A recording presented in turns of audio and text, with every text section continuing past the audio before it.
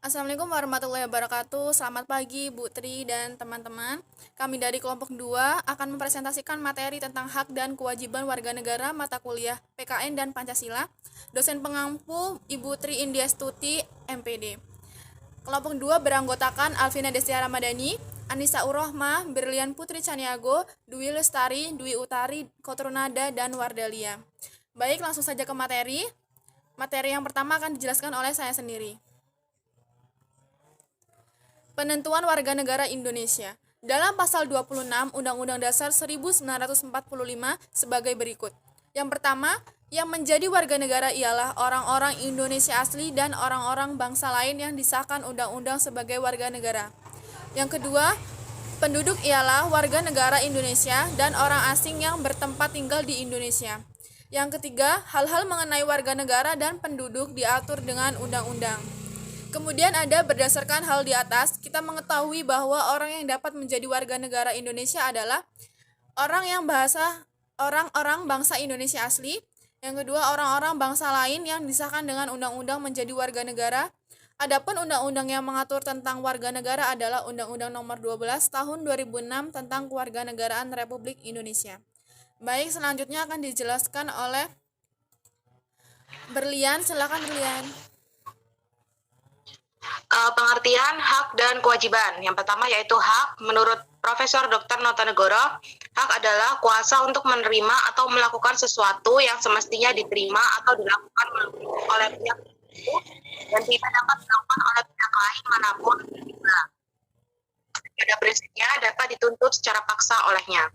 Menurut pengertian tersebut, individu maupun kelompok ataupun elemen lainnya jika menerima hak hendaknya dilakukan sesuai dengan aturan yang berlaku dan tidak dapat diwakilkan kepada orang lain. Jadi harus pihak yang menerimanya yang melakukan itu. Yang kedua yaitu kewajiban. Menurut Profesor Dr. Notonegoro, wajib adalah beban untuk memberikan sesuatu yang semestinya dibiarkan atau diberikan melulu oleh pihak tertentu dan tidak dapat oleh pihak lain manapun yang pada prinsipnya dapat dituntut secara paksa oleh yang berkepentingan. Kewajiban pada intinya adalah sesuatu yang harus dilakukan.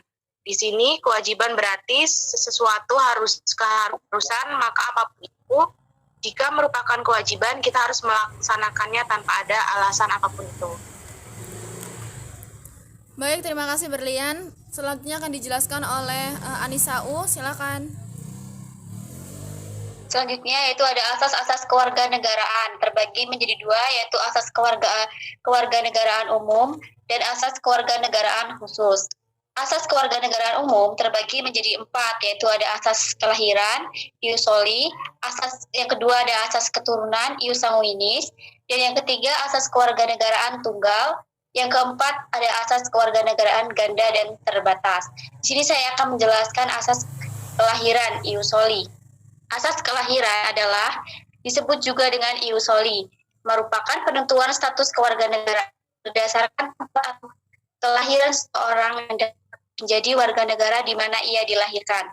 Kemudian yang kedua ada asas keturunan, ius sanguinis.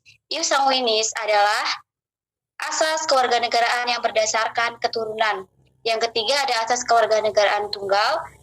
Asas kewarganegaraan tunggal merupakan suatu kewarganegaraan bagi setiap orang tidak dapat memiliki warga negara lebih dari satu. Jadi di sini dia cuma memiliki kewarganegaraan tunggal.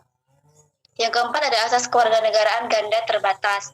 Asas ini adalah asas yang merupakan kewarganegaraan ganda, lebih dari satu dalam suatu warga negara. Tetapi jika dia telah mencapai usia 18 tahun, maka harus menentukan salah satu kewarganegaraannya. Selanjutnya yang kedua ada asas kewarganegaraan khusus. Asas kewarganegaraan khusus ada 4 juga, yaitu yang pertama asas kepentingan nasional, yang kedua asas perlindungan maksimum, yang ketiga asas persamaan di dalam hukum dan pemerintahan, dan yang keempat ada asas keberanian substansif.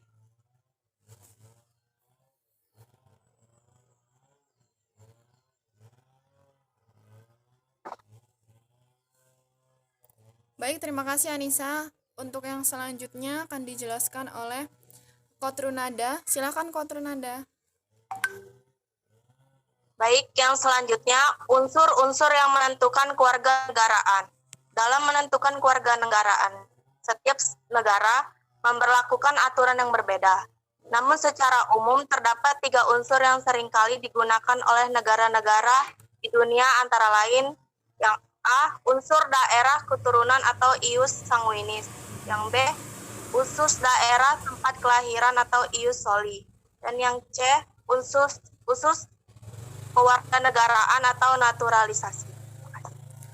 Terima kasih Nada. Selanjutnya akan dijelaskan oleh Dwi Utari. Silakan Dwi Utari. Hak dan kewajiban warga negara Indonesia. Beberapa hak warga negara Indonesia yang tercantum dalam Undang-Undang Dasar 1945 adalah sebagai berikut. Yang pertama, hak atas pekerjaan dan penghidupan yang layak dalam pasal 27 ayat 2. Yang kedua, hak untuk hidup dan mempertahankan kehidupan dalam pasal 28A. Yang ketiga, hak untuk membentuk keluarga dan melanjutkan keturunan melalui perkawinan yang sah dalam pasal 28B ayat 1. Yang keempat, hak untuk mengembangkan diri dan melalui pemenuhan kebutuhan dasarnya dan berhak mendapat pendidikan, ilmu pengetahuan dan teknologi, seni dan budaya demi meningkatkan kualitas hidupnya demi kesejahteraan hidup manusia dalam pasal 28C ayat 1. Yang terakhir, hak untuk memajukan dirinya dalam memperjuangkan haknya secara kolektif untuk membangun masyarakat, bangsa, dan negaranya dalam pasal 28C ayat 2. Selanjutnya, beberapa kewajiban warga negara Indonesia yang tercantum dalam Undang-Undang Dasar 1945 sebagai berikut. Yang pertama, wajib menaati hukum dan pemerintahan. Pasal 27 ayat 1 Undang-Undang Dasar 1945. Yang kedua, wajib ikut serta dalam upaya pembelaan negara. Pasal 27 ayat 3 Undang-Undang Dasar 1945. Yang ketiga, wajib menghormati hak asasi manusia orang lain. Pasal 28J ayat 1. Yang keempat, wajib tunduk kepada pembatasan yang ditetapkan dengan undang-undang. Pasal 28J ayat 2. Yang terakhir, wajib ikut serta dalam usaha pertahanan dan keamanan negara. Pasal 30 ayat 1 Undang-Undang 1945. Baik, terima kasih kepada Dwi Utari. Selanjutnya akan dijelaskan oleh Dwi Lestari. Silakan. Nah, selanjutnya, untuk mencapai keseimbangan antara hak dan kewajiban, yaitu dengan cara harus mengetahui posisi diri kita sendiri. Sebagai seorang warga negara harus tahu akan hak dan kewajibannya. Seorang pejabat atau pemerintah pun harus tahu akan hak dan kewajibannya, seperti yang sudah tercantum dalam hukum dan aturan-aturan yang berlaku. Jika hak dan kewajiban seimbang dan terpenuhi, maka kehidupan masyarakat akan aman sejahtera. Hak dan kewajiban di Indonesia ini tidak akan pernah seimbang apabila masyarakat tidak bergerak untuk merubahnya. Terima kasih. Baik, itulah tadi materi yang sudah kami presentasikan. Apabila terdapat gangguan atau kekurangan dalam menyampaikan materi, kami mohon maaf karena maklum di sini kami mempresentasikan dengan cara online, jadi banyak gangguan yaitu kendala sinyal atau kendaraan-kendaraan yang lewat di sekitar kami. Baik, untuk itu kami tutup presentasi pada hari ini. Wassalamualaikum warahmatullahi wabarakatuh. Waalaikumsalam warahmatullahi wabarakatuh.